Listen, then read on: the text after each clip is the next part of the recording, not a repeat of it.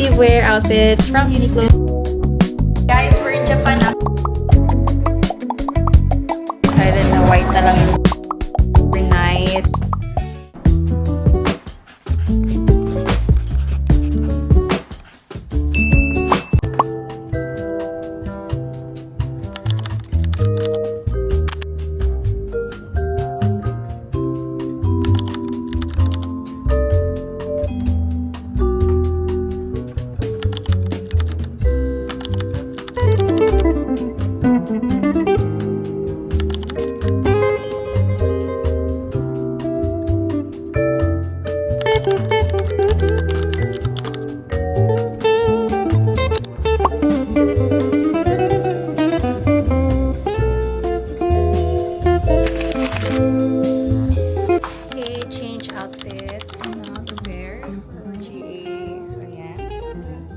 Just changed my accessories. So, ito yung gift ng jowa ko sa akin. 2021. And then I just paired it with his latest gift ng Christmas.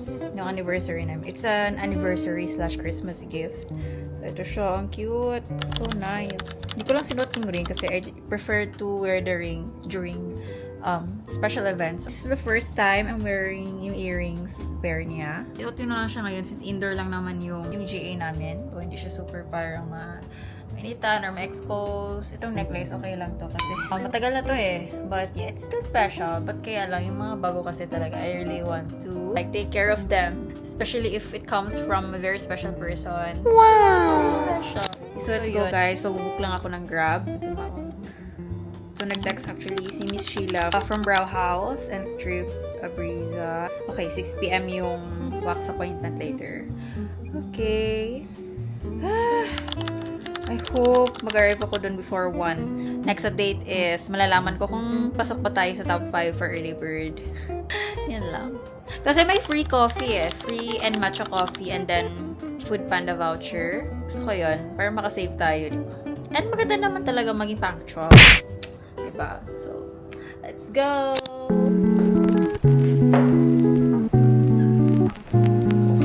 Going down.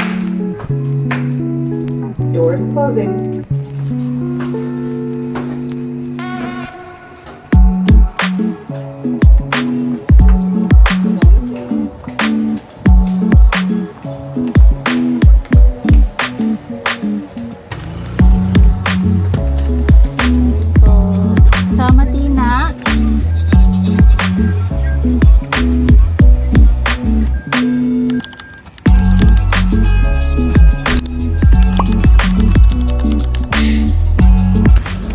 So we just arrived here at the venue. Oh gosh. Para pala siyang bahay. Parang may garden. Ganun. Oh my gosh. Oh my god. Yes! Oh my gosh. Israel tayo dito. Tingnan nyo. Ayan. Nalakada. Alaman na natin if you have arrived. Sa top 5 tayo ng early bird.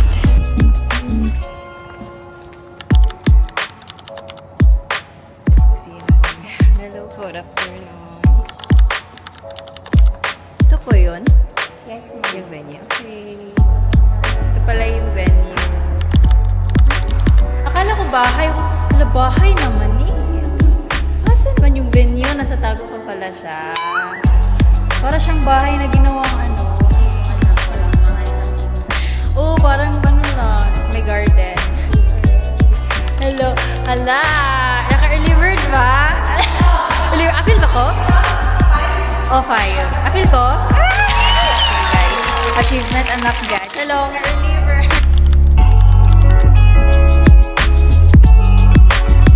Hello. Ga-vlog. Wow. Pasok tayo sa top 5 early bird.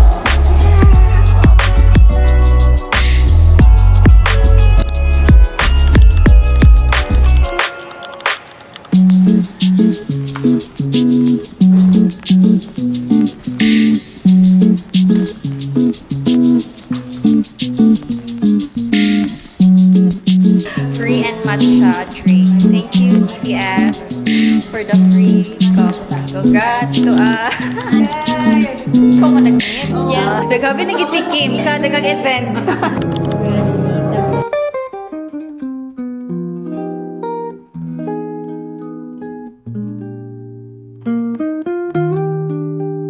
Friends, mag-hi!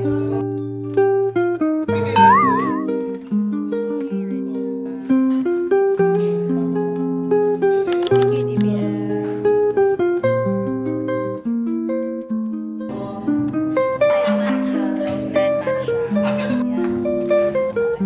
First, guys, we're in Japan actually. Japan. Hello, nice.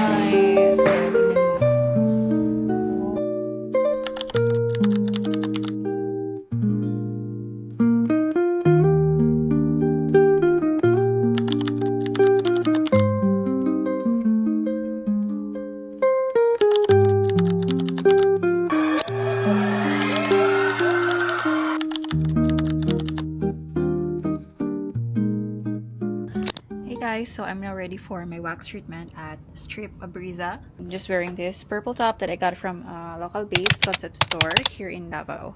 And then, white skirt kasi Brazilian wax tayo for today. Bikini or Brazilian wax. Then, ang cute ng bag. This bracelet. And, yeah. So, see you at Strip Abriza. Going down. This is me running fast. Ay, gabi eh. Kaya ako yung suga eh. Alam mo na naman. Sige, okay lang kuya. Okay raman. See you at Strip Abriza. Oo. Oh, na.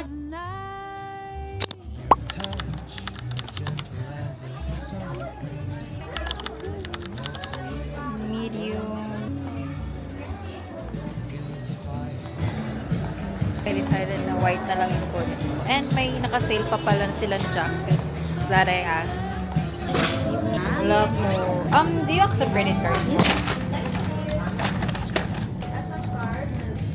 Thank you, ma'am. Thank you. Thank you. I'm ready for our morning jog tomorrow. I think I'm gonna do a haul, like parang mini haul lang siya ng Uniqlo Activewear. But guys, ang ganda ng pagka-arrange ng ano nila.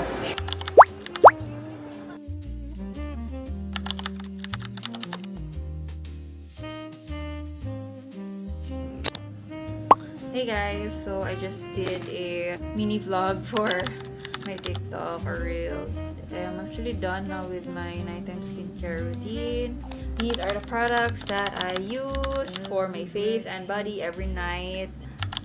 Not sponsored. I'm just sharing this one. So this for the lips, petroleum jelly, and this one to remove my makeup. So ngayon guys, since we're done with skincare, so bago ako maligo, I just want to share my Uniqlo haul. So ito siya. Actually, I'm really sorry kung hindi presentable yung face ko. What? Kasi nakalimutan ko nga kanina. So I just like went on straight to doing my skincare, shooting content for it. So ayan, this is my Uniqlo mini haul. Actually, one of my 2025 goals, go back to running, live a healthy lifestyle since my 2024 was more on spending so much money on travels. Like this year, I just want to be low-key and like, you know, save for the future and really handle my money well. And what better way to start that journey with a new outfit, activewear outfits from Uniqlo. Just a mini haul. And naka-sale siya. So, of course, kinonsider ko pa rin yung price, guys. First time na parang nag-invest ako sa activewear. Kasi yung I remember yung first activewear ko, I only bought it from Novito. So, hindi yan siya super pricey. But ito, these are more pricey. Kasi yung Uniqlo, yung quality naman. Of course. So, that's why I bought it. So, first is, first one is this one. So, you can see, so these shorts is an Airism. I don't know if I'm pronouncing it right. Airism Comfort Conditioning Technology. So, I bought these Uniqlo shorts. Guys, after a decade or after so many years, nag-gain ako ng weight. This year, parang I officially like entered the 50 kilogram bracket. Siyempre, makati pa din tayo kung mag-gain tayo ng weight, di ba? At least, ang importante, we're still alive, we're still breathing, and bigyan tayo ng pagkakataon to take care of our body. It's another chance, di ba? Chance for us to live a healthy lifestyle. Woo! May dalawang pockets siya. It's very comfortable to wear. Kaya nga, I decided talaga to try it. Try it with you. I also bought new activewear din kasi nga I have a morning jog with Mads bukas. So, actually, matagal na to yung plano namin since last year pa to. But next one is this. Since I already bought a bottom, now it's time for the top. Okay. Anong top kaya kinuha ko? It's actually the jacket. I'm actually torn kung black or white yung suotin ko. But since lighter shades talaga ako as always, and I hate black, so I opted to wear white.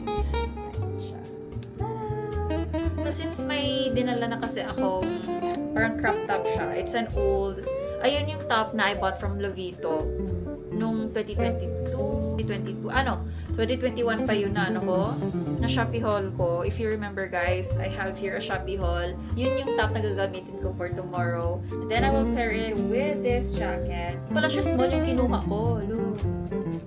Medium pala siya. Di ba? I'm officially medium girly na. Tingnan niya naman. It's very soft. Two pockets. So yan. Meron siyang parang little collar. I can't wait to wear these tomorrow together with my New Balance na walang bumili. So sana yun na parang okay. Kunin ko na lang talaga to. Yeah, actually I can still remember yung last run ko. Runner talaga ako dati, guys. Parang every Saturday, nagjo-jog ako, nag-run. Until kinaya ko yung 10K na fun run ng, ng Pink. I think it's Pink Fun Run. Yeah. It was a big achievement for me. Kasi nga, may medal yun. It was the last time na nag-jog ako. I think it was 2021 or nasa 2019 to 2020. Isa din to sa motivation ko to go back.